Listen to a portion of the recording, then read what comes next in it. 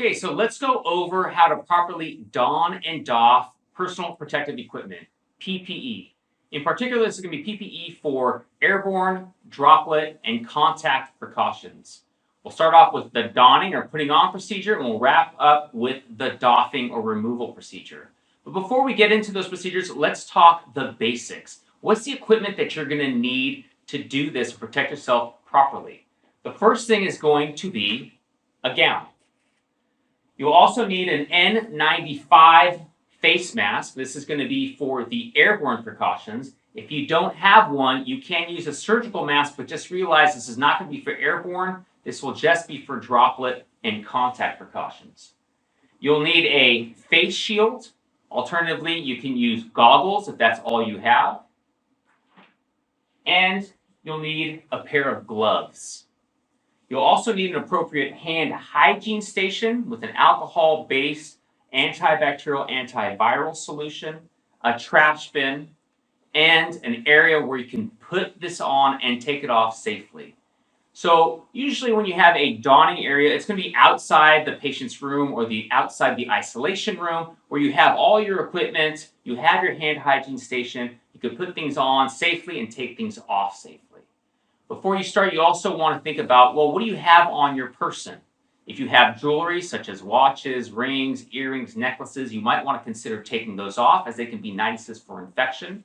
If you have long hair, you're going to want to put that hair up. Alternatively, in addition to that, you can wear a hair bonnet. And if you have a beard or facial hair, you're going to need to shave that off so that you can appropriately have a good seal with your N95 mask. So let's move on into the donning procedure. The first thing you need to do, and this is a cornerstone for PPE, is good hand hygiene. And the way I think of hand hygiene is I usually do 2-3 pumps, and it should take about 20 seconds. I start off by rubbing the front of my hand and the back, and get really good contact between the two palms. And then I move to the back and I go in between my digits with the opposite hand down to the web spaces. And I'll repeat that for the other side. Same thing, really getting in between those fingers. Remember your thumbs now, they stick out, so you want to do those individually by rotating them in the opposite palm for both of them. And then don't forget the tips of your fingers. In order to get the tips of the fingers, I will rub them in a circular fashion in the opposite palm and do the same for the other side. And then I'll finish up by rubbing the rest of that alcohol sanitizer till it's completely dry.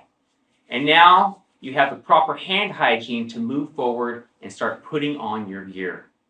The first piece of gear we're going to start up is going to be the gown. So gowning up. What I like to do is I like to open it up and I check it for defects, right? Holes, tears, tabs that may be missing that won't allow me to put it on properly.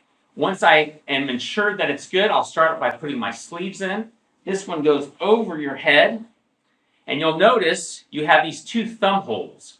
Those are going to be for right before you put your gloves on. You don't need to do that right at the beginning, but realize that you will need that to get a good seal between the glove and the sleeve. Tie it up in the back. If you have a necktie, you'll do the necktie. This one doesn't have one. It just goes over your head. And then now you're gowned up. The next step is going to be your face mask, so the N95. And when I'm doing the N95, I like to cup it in my hands so that I have my 2 straps here. And what I'll do is I'll put it onto my face and pull that first strap over my head to the crown of my head, right at the top. And the second, the lower strap, I'll pull over. And you want to bring that all the way down to the nape of your neck where you don't have any hair. Make sure that the straps are nice and flush. And now you're ready to mold the mask to your face. This is really important because you need a good seal to protect you from any of those airborne precautions, the viruses that might be aerosolized. The molding process starts at the nose. I push and mold it along my nose. And then what I'll do is I'll move around my face to make sure I have a good solid seal. And this is why you can't have a beard. You'll break that seal. The last part really is checking for any air leaks. And to do that, you'll exhale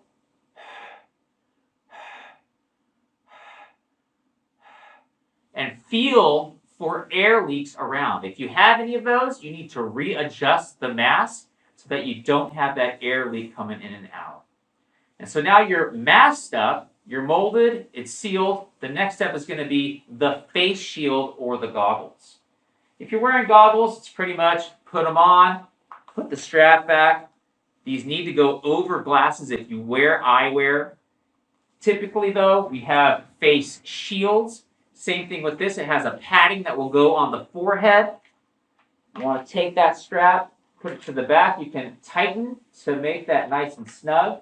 And the really important part is to make sure that this face shield comes all the way down below that mask to protect you from anything that may be coming in terms of the contact of the aerosolized or the sputum that may be coming from your patient.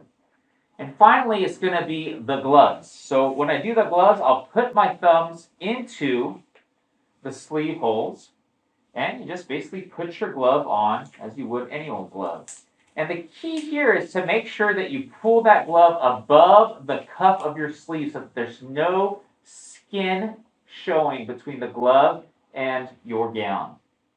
And that's why you have those little rings. It really ensures that you have that length to cover it up. A quick note in terms of the gloves, sometimes people will double glove. That way if they're in with a patient and they have a contaminated pair, either from sputum or bodily fluids, they can quickly remove those and have a clean version. That is not essential. You can by all means do that. But if you do have contamination, realize you can always repeat the hand hygiene with the gloves on.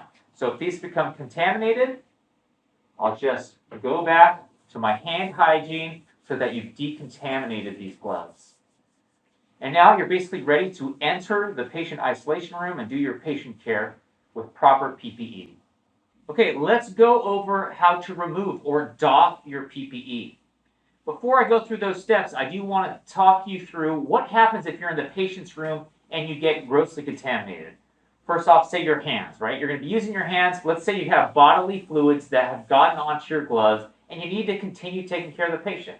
By all means, take the time to decontaminate. So what you do would be take a wipe for the gross contamination and remove it off, and repeat your hand hygiene. If you hit double glove, this is the chance to remove that outer layer and again, do hand hygiene. And now you're ready to continue taking care of the patient. You don't have to stop what you're doing. If for some reason the contamination is on your face shield or your mask, don't touch those. Leave those on until you're completely ready to remove all of your PPE and doff it. You shouldn't be readjusting your mask or your face shield while you're in that patient room. That's a high risk kind of setting where you don't want to contaminate anything. They really should stay in place once they're on. But now let's say you are done being in that patient's room or in that isolation room and you're ready to remove the PPE. Most of the removal of everything except your mask is going to happen inside that room, usually at the door where you can throw it away. You may have a decontamination site right outside of that room. That's fine, but just realize you want to keep that mask on until you're outside of the isolation room because the airborne precautions are what this is going to be protecting you from. So you're inside the room and you're ready to doff your equipment by the trash can, or you're in that protected area, you're ready to doff it. The first thing, and this is going to repeat over and over again, is hand hygiene. So I'm gloved. I'm going to do my 20 seconds of hand hygiene. Once that's completed, the first piece of equipment you're going to move is your gown. And this is a disposable gown where you're going to be able to rip it off and pull it off of your body. If it's a cloth gown that goes into laundry, you might have to do either the Velcro strap or do the untying. Just realize that if you are untying, you're going to have to pull this downward to protect yourself and then untie the strap. You don't want to be doing this back here where you contaminate your clothes or your hair, etc. Thankfully, with these disposable ones, they just rip off.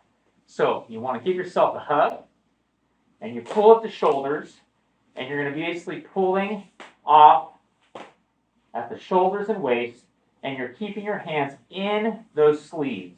And you roll this gown off of your hands, down to the gloves, and remove the entire thing, including your gloves, with it as a whole entity.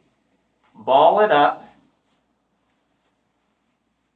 and throw it in the trash. At this point, remember, we repeat hand hygiene. So, repeating the hand hygiene, 20 seconds, good cleaning. Once that's completed, the next step is removing the face shield. There's a couple ways of doing this. You can grab the front of the mask and pull off like this. You can grab from the sides and pull back.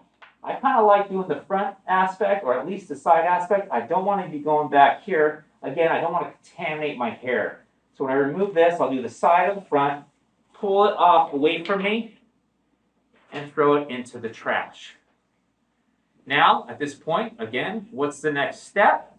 Hand hygiene, right? You're repeating your hand hygiene between each step, because every time you remove something, they become at risk for contamination.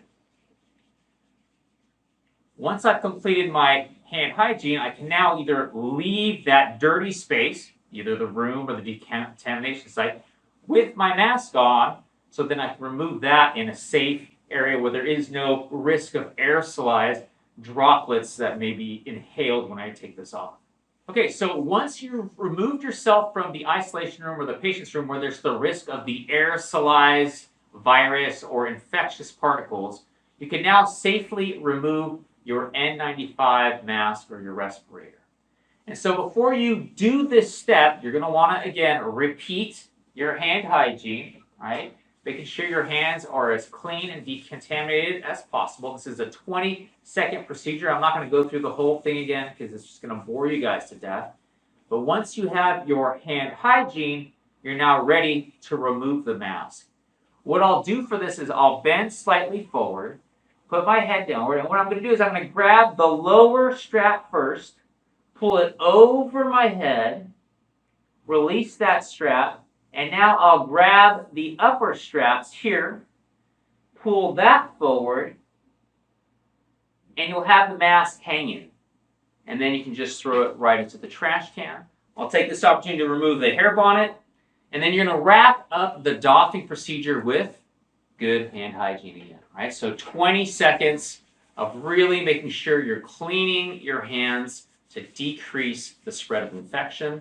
If there's a sink with soap and water, I'll take this opportunity to use it and really wash myself up to the forearms, etc. And now I'm done. I've protected myself, and I'm ready to move on to caring for the rest of the other patients.